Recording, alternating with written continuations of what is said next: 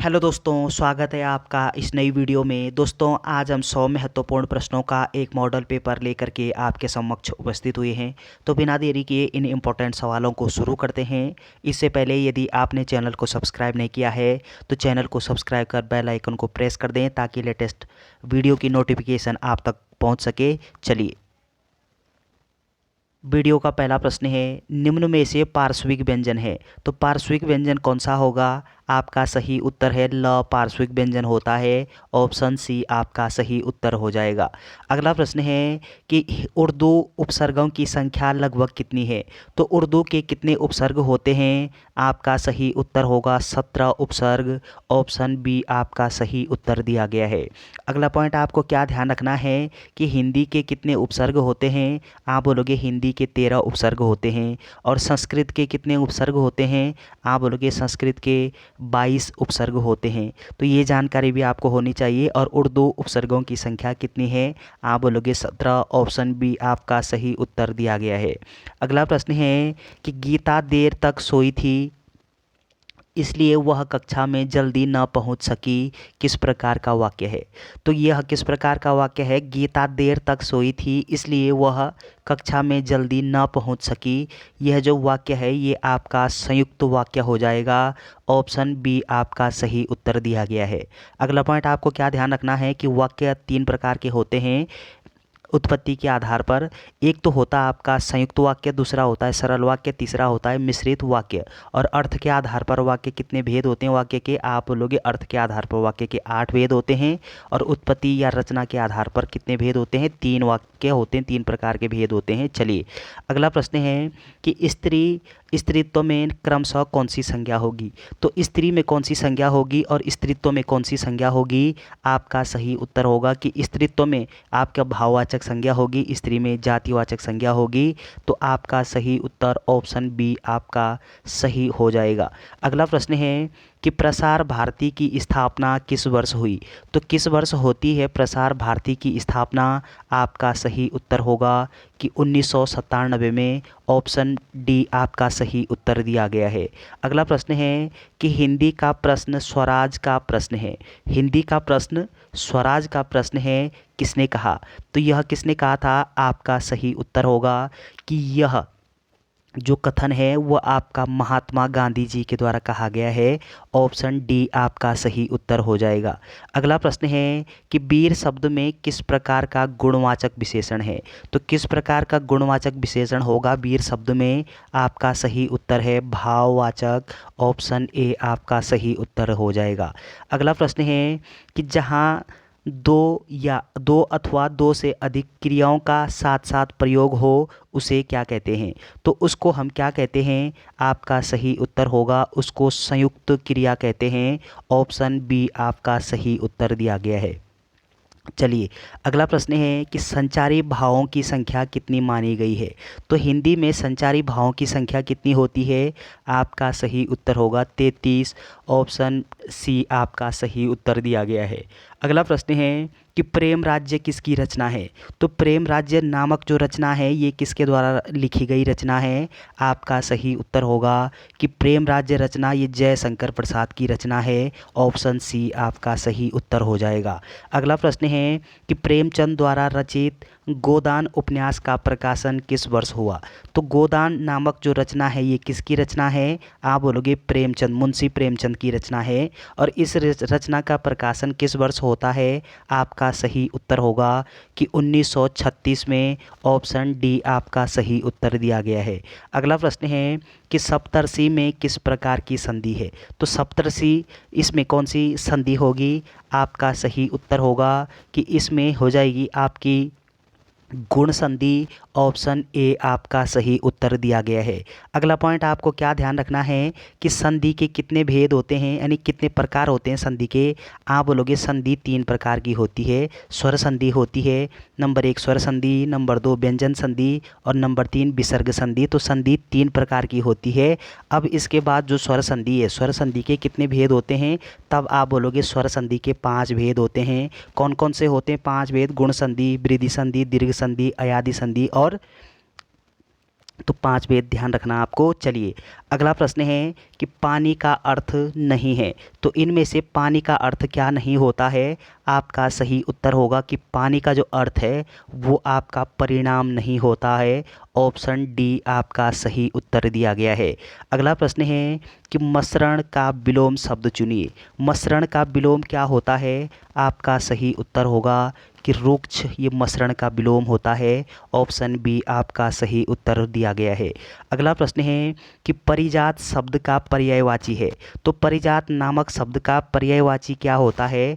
आपका सही उत्तर होगा कि कल्प वृक्ष होता है। ऑप्शन सी आपका सही उत्तर दिया गया है। अगला प्रश्न है कि आंखें खुलना मुहावरे का अर्थ है, तो आंखें खुलना इस मुहावरे का अर्थ क्या होता है? आपका सही उत्तर होगा भ्रम दूर करना। ऑप्शन ए आपका सही उत्तर दिया गया है। अगला प्रश्न है कि बाल्टी किस भाषा का शब्द है, तो किस भाषा का शब्द होना चाहिए बाल्टी को? आपका सही उत्तर होगा पुर्तगाली भाषा का। ऑप्शन डी आपका सही उत्तर हो जाएगा। अगला प्रश्न है यदि अजा का अर्थ बकरी है तो अज का अर्थ क्या होगा? अजा का अर्थ बकरी होता है तो अज का अर्थ क्या होना चाहिए? आपका सही उत्तर होगा कि अज का अर्थ होता है ब्रह्म। ऑप्शन बी आपका सही उत्तर हो जाएगा। अगला प्रश्न है निम्न में से शुद्ध वर्तनी का चयन कीजिए, तो शुद्ध वर्तनी कौन सी होगी यहाँ पे? आपका सही उत्तर होगा कि यहाँ पे ये ऑप्शन ए आपका सही उत्तर हो जाएगा। तो यहाँ पे आशीर्वाद गलत लिखा हुआ है और बाकी ये जो पुष्चरित ये गलत लिखा हुआ है, प्रज्वलित ये गलत लिखा हुआ है। तो दुर सर आपका सही उत्तर हो जाएगा ऑप्शन नंबर ए। चलिए अगला प्रश्न है कि रोहित स्कूल से लौटकर खेलने जाता है में उद्देश्य का चयन कीजिए, तो इस वाक्य में उद्देश्य क्या होना चाहिए? आपका सही उत्तर होगा कि इसमें उद्देश्य होगा रोहित। ऑप्शन डी आपका सही उत्तर दिया गया है। अगला पॉइंट आपको क्या ध्यान रखना है कि प्रत्येक वाक्य में दो बातें आपको ध्यान रखनी है कि वाक्य में एक उद्देश्य होता है और एक विधेय होता है। तो उद्देश्य यहाँ पे रोहित हो जाएगा। ऑप्शन डी आपका सही उत्तर होगा। अगला प्रश्न है कि उत्तराखंड अधीनस्थ सेवा चयन आयोग के पहले अध्यक्ष कौन थे? तो यूके ट्रिपल एससी के प्रथम अध्यक्ष कौन थे? आपका सही उत्तर होगा कि यूके ट्रिपल एससी के प्रथम अध्यक्ष ये डॉक्टर RBS रावत थे। ऑप्शन सी आपका सही उत्तर दिया गया है। अगला प्रश्न है कि ट्रेल ने कुमाऊं को कितने परगनों में बांटा? तो कितने परगनों में बांटा गया है ट्रेल के द्वारा? आपका सही उत्तर होगा कि ट्रेल ने ये आपके 26 परगनों में बांटा था कुमाऊं को। ऑप्शन डी यहाँ पे सही दिया गया है। अगला प्रश्न है कि चौबटिया में हिल फ्रूट रिसर्च स्टेशन की स्थापना कब हुई? तो हिल फ्रूट रिसर्च स्टेशन की स्थापना ये चौबटिया में किस वर्ष होती है? आपका सही उत्तर होगा वर्ष 1932 में। ऑप्शन बी आपका सही उत्तर दिया गया है। अगला प्रश्न है कि वैद्य सीतावर पंत का जन्म किस जनपद में हुआ? तो किस जनपद में होता है? आपका सही उत्तर होगा कि इनका जन्म ये अल्मोड़ा जनपद में हुआ है। ऑप्शन बी आपका सही उत्तर दिया गया है। अगला प्रश्न है कि कुमाऊं वाटर रूल्स को किस वर्ष संशोधित किया गया? तो आपका सही उत्तर होगा कि 1930 में इसमें संशोधन किया गया है। ऑप्शन डी यहाँ पे सही हो जाएगा। अगला प्रश्न है कि अल्मोड़ा से प्रकाशित बाजार बंधु किस प्रकार की पत्रिका थी? तो बाजार बंधु नामक जो पत्रिका थी ये किस प्रकार की पत्रिका थी ये आपको बताना है। और कहाँ से प्रकाशित होती थी? आप बोलोगे अल्मोड़ा से प्रकाशित होती थी। और ये जो पत्रिका है ये आपके साप्ताहिक पत्रिका थी। किस प्रकार की थी? आप बोलोगे साप्ताहिक थी। ऑप्शन ए आपका सही उत्तर दिया गया है। अगला प्रश्न है कि गांधी जी की कुमाऊं यात्रा के दौरान हरिजन कोष के लिए उन्हें कितनी धनराशि दी गई? तो कितनी धनराशि दी गई है? आपका सही उत्तर होगा कि उनको 24,000 रुपये की धनराशि दी गई थी। ऑप्शन बी आपका सही उत्तर हो जाएगा। अगला प्रश्न है कि BD पांडे बाल गंगाधर तिलक से किस वर्ष मिले थे? तो किस वर्ष इन दोनों की मुलाकात होती है? आपका सही उत्तर होगा 1905 में। ऑप्शन बी ए आपका सही उत्तर हो जाएगा। अगला पॉइंट क्या ध्यान रखना है कि 1905 में बंगाल विभाजन भी होता है और 1911 में बंगाल विभाजन रद्द भी होता है। अगला प्रश्न है कि गढ़वाल में परमार वंश का शासक 888 से कब तक चला। तो परमार वंश का शासक ये कब से कब तक चलता है, 888 से कब तक चलता है। आपका सही उत्तर होगा कि 1949 तक। ऑप्शन डी आपका सही उत्तर दिया गया है। अगला प्रश्न है कि सुमन कुटियाल को नेशनल एडवेंचर अवार्ड कब दिया गया। तो किस वर्ष दिया गया है। आपका सही उत्तर होगा कि 1994 में सुमन कुटियाल जी को क्या किया गया है कि नेशनल एडवेंचर अवार्ड से सम्मानित किया गया। ऑप्शन सी यहाँ पे सही हो जाएगा। अगला प्रश्न है कि ग्रासटिंगज किसका प्राचीन नाम था। तो किसका प्राचीन नाम था। आपका सही उत्तर होगा कि टनकपुर का प्राचीन नाम। ऑप्शन डी आपका सही उत्तर दिया गया है। अगला प्रश्न है कि चंद शासन काल में योतुक शब्द का अर्थ है। तो योतुक शब्द का अर्थ चंद शासन काल में क्या होता था। आपका सही उत्तर होगा कि चंद शासन काल में इसका अर्थ होता था दहेज। ऑप्शन डी आपका सही उत्तर हो जाएगा। अगला प्रश्न है कि चंद शासन में हिलियानी किस प्रकार के लिए जाना जाता था। तो किस प्रकार के लिए जाना जाता था हिलियानी। आपका सही उत्तर होगा कि हिलियानी जो है वो आपका सड़कों की मरम्मत के लिए जाना जाता था। ऑप्शन ए आपका सही उत्तर हो जाएगा। अगला प्रश्न है कि श्रीनगर में कमलेश्वर मंदिर से किस शासक के ताम्रपत्र प्राप्त हुए हैं। तो किस शासक के ताम्रपत्र प्राप्त हुए हैं। आपका सही उत्तर होगा कि ये ताम्रपत्र आपके प्राप्त हुए हैं सुदर्शन शाह के। ऑप्शन बी आपका सही उत्तर हो जाएगा। अगला प्रश्न है कि लक्ष्मो कठैत किसके सलाहकार थे। तो लक्ष्मो कठैत ये किसके सलाहकार थे। आपका सही उत्तर होगा कि लक्ष्मो कठैत ये प्रताप शाह के सलाहकार थे। ऑप्शन सी यहाँ पे सही दिया गया है। अगला प्रश्न है कि वन प्रबंधन अधिनियम 1982 के तहत कितनी जड़ी बूटियों को प्रतिबंधित किया गया है। तो कितनी जड़ी बूटियों को किया गया है।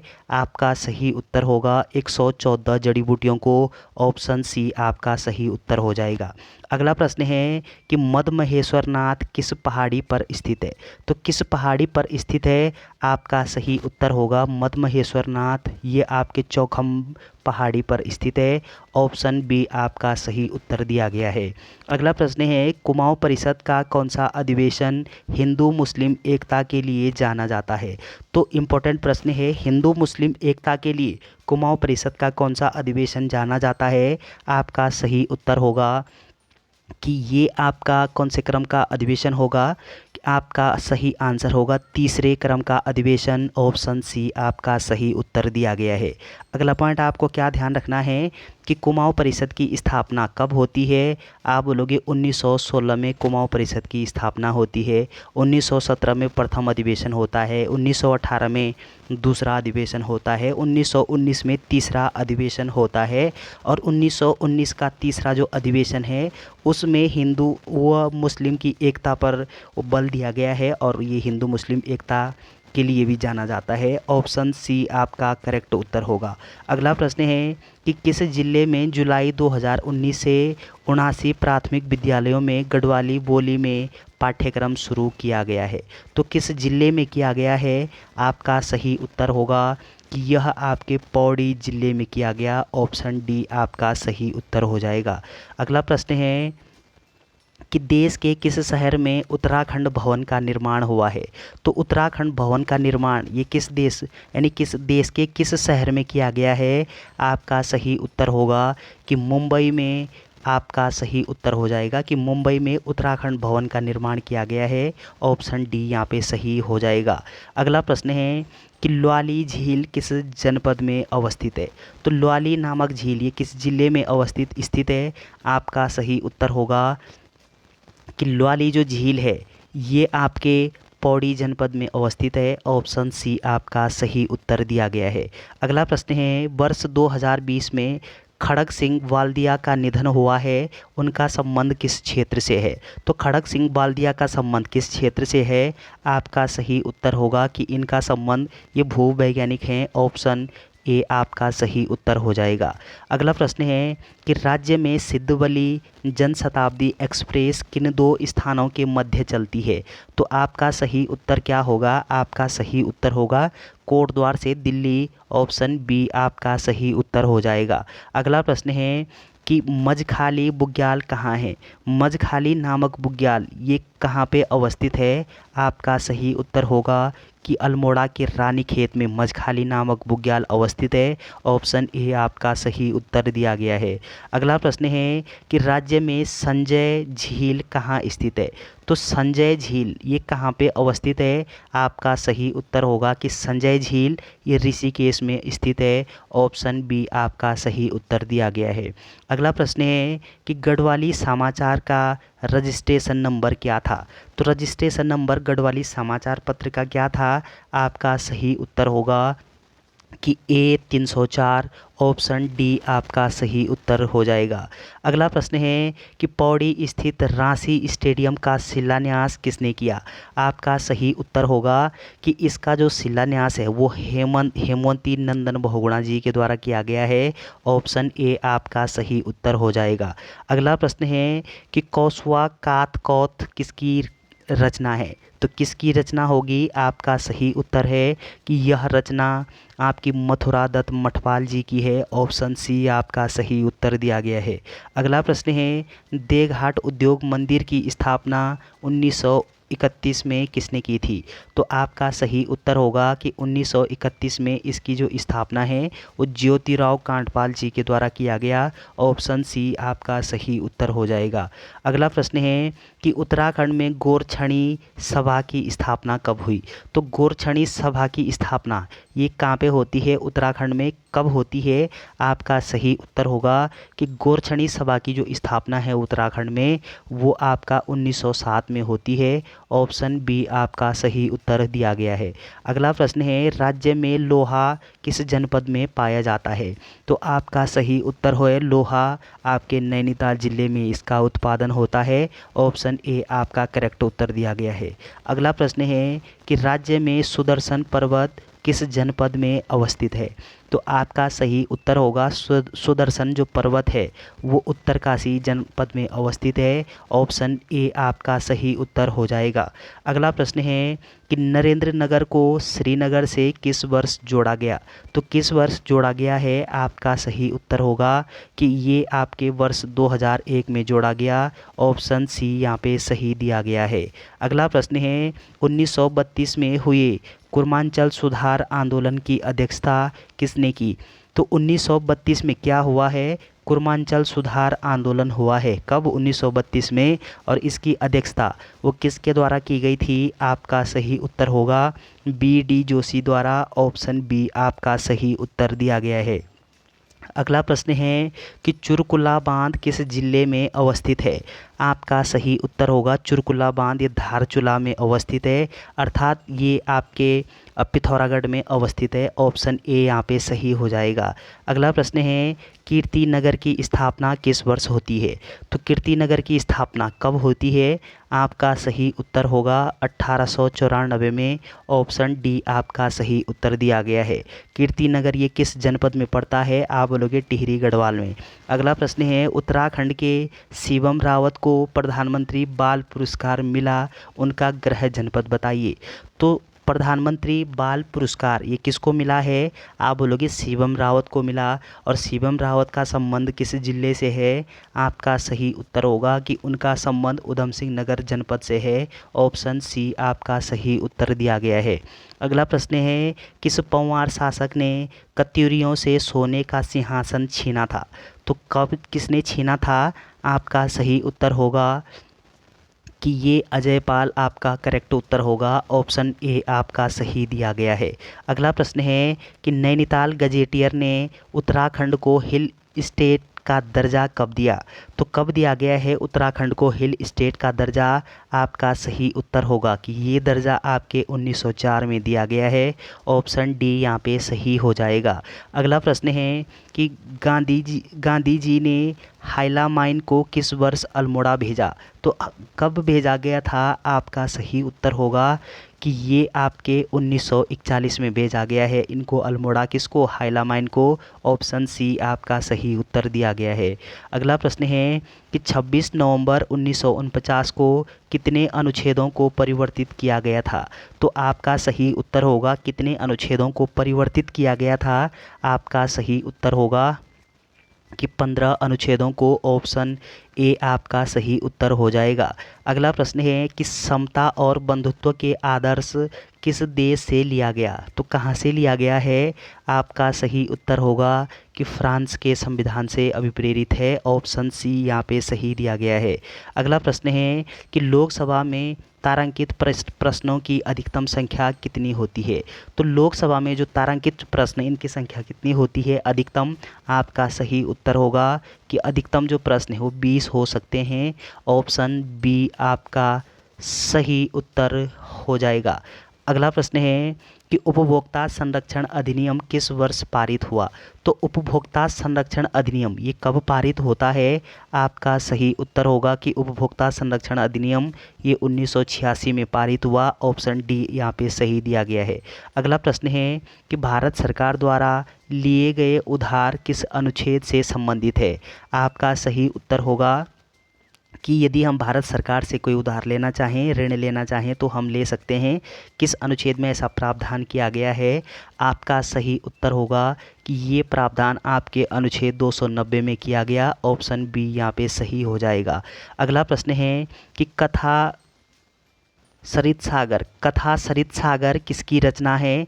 आपका सही उत्तर होगा कि ये सोमदेव की रचना है। ऑप्शन डी यहाँ पे सही हो जाएगा। अगला प्रश्न है कि हथिनी कुंड बैराज किस नदी पर है? तो हथिनी कुंड बैराज ये किस नदी पर बनाया गया है? आपका सही उत्तर होगा यमुना नदी पर। ऑप्शन ए आपका सही उत्तर हो जाएगा। अगला प्रश्न है कि स्टैच्यू ऑफ पीस किस राज्य में निर्माणाधीन है? आपका सही उत्तर होगा कि ये स्टैच्यू ऑफ पीस ये आपके राजस्थान राज्य में निर्माणाधीन है। ऑप्शन सी आपका सही उत्तर हो जाएगा। अगला प्रश्न है कि अंतर्राष्ट्रीय अल्पसंख्यक अधिकार दिवस किस तिथि को मनाया जाता है? तो अंतर्राष्ट्रीय अल्पसंख्यक अधिकार दिवस पूछा गया है आपसे। आपका सही उत्तर होगा 18 दिसंबर को। ऑप्शन बी आपका सही उत्तर दिया गया है। 24 दिसंबर को आपका उपभोक्ता दिवस के रूप में मनाया जाता है, तो ध्यान रखिएगा। चलिए अगला प्रश्न है कौन सा देश यूरोपीय संघ से बाहर हुआ है? तो यूरोपीय संघ से कौन सा देश बाहर हुआ है? आपका सही उत्तर होगा ब्रिटेन। ऑप्शन डी आपका सही उत्तर दिया गया है। अगला प्रश्न है कि विश्व मौसम विज्ञान संगठन की स्थापना किस वर्ष हुई? तो आपका सही उत्तर है कि इसकी स्थापना वो 1950 में होती है। ऑप्शन ए आपका सही उत्तर हो जाएगा।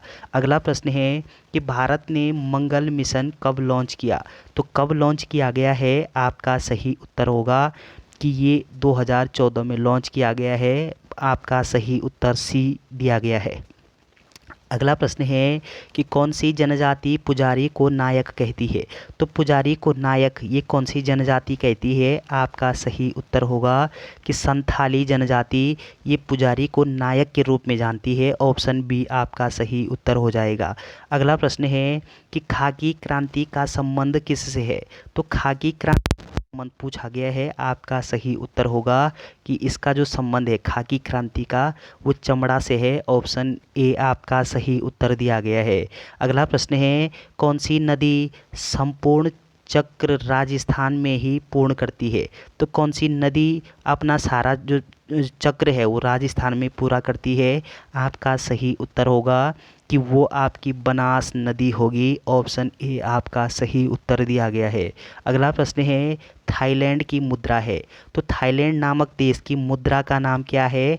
आपका सही उत्तर होगा कि थाईलैंड की मुद्रा का नाम है बहत। ऑप्शन डी आपका सही उत्तर दिया गया है। अगला प्रश्न है कि सामल किस देश में चलने वाली पवनें हैं? आपका सही उत्तर होगा कि सामल जो है ये पवन का नाम है और ये पवन आपके इराक देश में चलती है। ऑप्शन सी यहाँ पे सही दिया गया है। अगला प्रश्न है हुण वंश की स्थापना किसने की? तो हुण वंश के संस्थापक कौन हैं? आपका सही उत्तर होगा तोरमाण। ये होण वंश के संस्थापक हैं। ऑप्शन ए आपका सही उत्तर हो जाएगा। अगला प्रश्न है कि फ्रेजर आयोग का संबंध किससे है? आपका सही उत्तर होगा कि फ्रेजर आयोग का संबंध ये पुलिस की कार्यपद्धति से है। ऑप्शन डी आपका सही उत्तर दिया गया है। अगला प्रश्न है एनी बेसेंट भारत कब आई? आपका सही उत्तर होगा कि एनी बेसेंट भारत आगमन होता है इनका 1893 में। ऑप्शन सी आपका सही उत्तर हो जाएगा। और अगला पॉइंट आपको क्या ध्यान रखना है कि एनी बेसेंट ये आयरलैंड की मूल निवासी थी और ये कांग्रेस की प्रथम अध्यक्ष बनती है भारत में। कांग्रेस की प्रथम अध्यक्ष कौन है? आप बोलोगे एनी बेसेंट है। कब बनती है कांग्रेस की प्रथम अध्यक्ष महिला? आपका सही उत्तर होगा 1917 में। जबकि प्रथम भारतीय कांग्रेस की महिला कौन थी? तब आप बोलोगे कि वो उनका आगमन जो है वो मतलब वो 1925 में बनती है। तो एनी बेसेंट कब बनती है? 1917 में। चलिए अगला प्रश्न है कि 1857 के मामले की जांच हेतु किस कमीशन को नियुक्त किया गया? आपका सही उत्तर होगा कि कौन सा कमीशन बनाया गया है? आपका सही उत्तर होगा कि ये पील आयोग का गठन किया गया है 1857। ये आपका सही उत्तर ऑप्शन ए यहाँ पे सही हो जाएगा। अगला प्रश्न है कि जैन धर्म अनुशीलन में कितने महाव्रतों का पालन अनिवार्य है?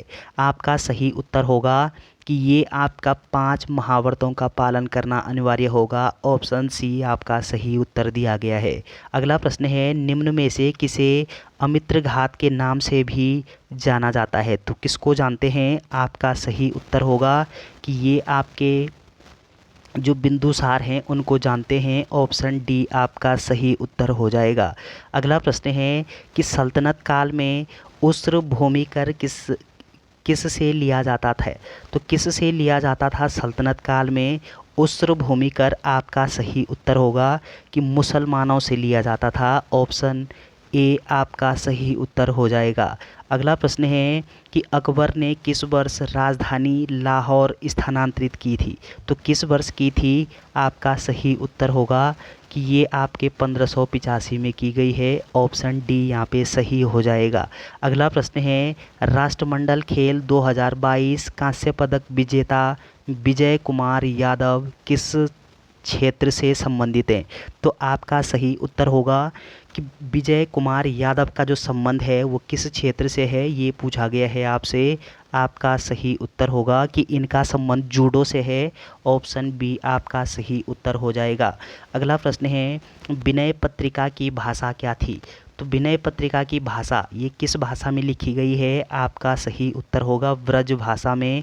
ऑप्शन डी आपका सही उत्तर हो जाएगा। अगला प्रश्न है भारत में नई कंप्यूटर नीति की घोषणा कब हुई? तो आपका सही उत्तर होगा कि नई कंप्यूटर नीति की जो घोषणा है वो आपका 1984 में हुई थी। ऑप्शन डी आपका सही उत्तर हो जाएगा। अगला प्रश्न है देश का पहला जैविक कृषि एक्ट बनाने वाला कौन सा राज्य बना है? तो आपका सही उत्तर होगा कि प्रथम जो राज्य है जैविक कृषि एक्ट बनाने वाला वो कौन सा होगा? आपका सही उत्तर है उत्तराखंड। ऑप्शन बी आपका सही उत्तर दिया गया है। अगला प्रश्न है विक्टोरिया जलप्रपात किस नदी पर है?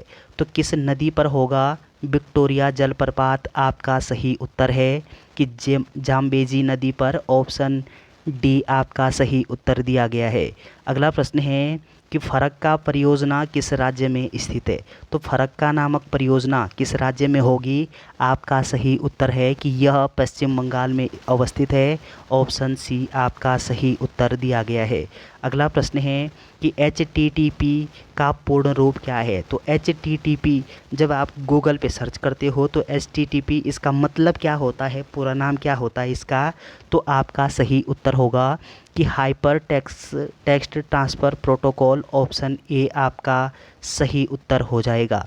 अगला प्रश्न है कि CRTL शिफ्ट यानी कंट्रोल शिफ्ट कुंजियों को क्या कहते हैं?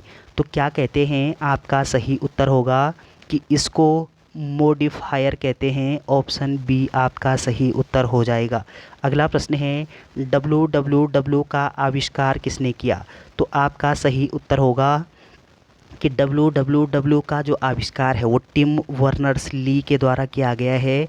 ऑप्शन बी आपका सही उत्तर हो जाएगा। अगला प्रश्न है कि विंडोज़ में किसी टेक्स्ट को ढूंढने के लिए किस कुंजी का प्रयोग किया जाता है। तो किस कुंजी का प्रयोग करते हैं, आपका सही उत्तर होगा कि Ctrl+F। ऑप्शन ए आपका सही उत्तर दिया गया है। अगला प्रश्न है कि एक परीक्षा में आभा ने रिया से ज़्यादा अंक पाए, राहुल ने आभा से कम अंक प्राप्त किए, तो सबसे कम अंक किसने प्राप्त किए। तो आपका सही उत्तर होगा कि सबसे कम जो अंक है वो आपका जानकारी अपर्याप्त है, यहाँ पे जानकारी पूरी नहीं है। ऑप्शन डी सही हो जाएगा। चलिए अगला प्रश्न रीजनिंग से संबंधित है कि श्याम 1 घंटे में 3600 शब्द टाइप कर सकता है, तो 4 मिनट में वह कितने शब्द टाइप कर सकता है। आपका सही उत्तर होगा, जब आप इसको कैलकुलेशन करोगे, इसको कैलकुलेट करोगे, आपका जो सही उत्तर है वो 240 निकलेगा। ऑप्शन ए आपका सही उत्तर दिया गया है।